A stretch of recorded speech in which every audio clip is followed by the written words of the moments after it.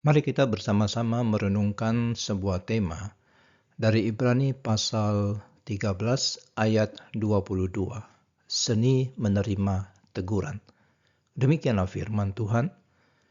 Dan aku menasihatkan kamu saudara-saudara supaya kata-kata nasihat ini kamu sambut dengan rela hati. Sekalipun pendek saja suratku ini kepada kamu.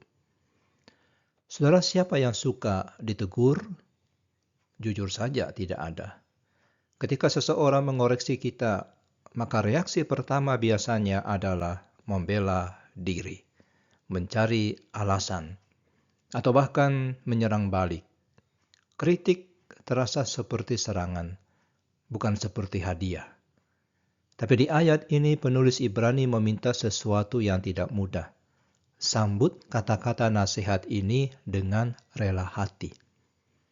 Jadi bukan sekedar ditoleransi, bukan sekedar diterima dengan terpaksa, tetapi disambut seperti menyambut tamu terhormat ke dalam rumah.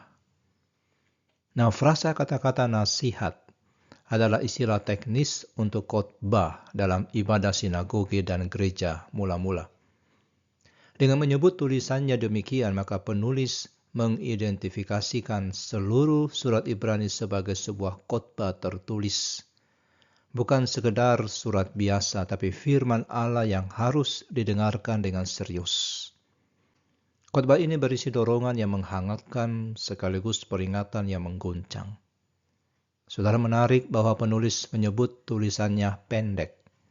Padahal surat Ibrani terdiri dari 13 pasal yang padat. Apakah ia sedang bercanda? Tidak, saudara. Ini adalah ungkapan kesopanan yang umum dalam surat-surat kuno, tapi juga mengandung kebenaran. Dibandingkan dengan besarnya subjek yang dibahas, yakni keagungan Kristus, bahaya kemurtadan, panggilan untuk bertekun, maka 13 pasal memang terasa pendek. Ada begitu banyak yang masih bisa dikatakan. Dan sapaan saudara-saudara menunjukkan bahwa nasihat yang keras sekalipun diberikan dalam kasih persaudaraan. Penulis bukan hakim yang menghakimi dari jauh, tapi saudara yang peduli dari dekat. Nasihat yang benar selalu datang dari hati yang mengasihi dan bukan dari keinginan untuk menjatuhkan. Dan sebagai refleksi, bagaimana respon saudara ketika mendengar khotbah yang menantang atau nasihat yang mengoreksi? Apakah langsung defensif atau menyambutnya sebagai suara kasih Allah? Hati yang rela dinasihati adalah hati yang sedang bertumbuh. Kita berdoa.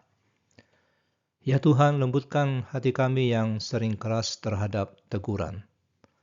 Ajarkan kami untuk menyambut nasihat firman-Mu dengan rela hati, bukan dengan perlawanan. Jadikan kami orang-orang yang dapat diajar, yang terus bertumbuh dalam iman. Di dalam nama Tuhan Yesus kami berdoa. Amin.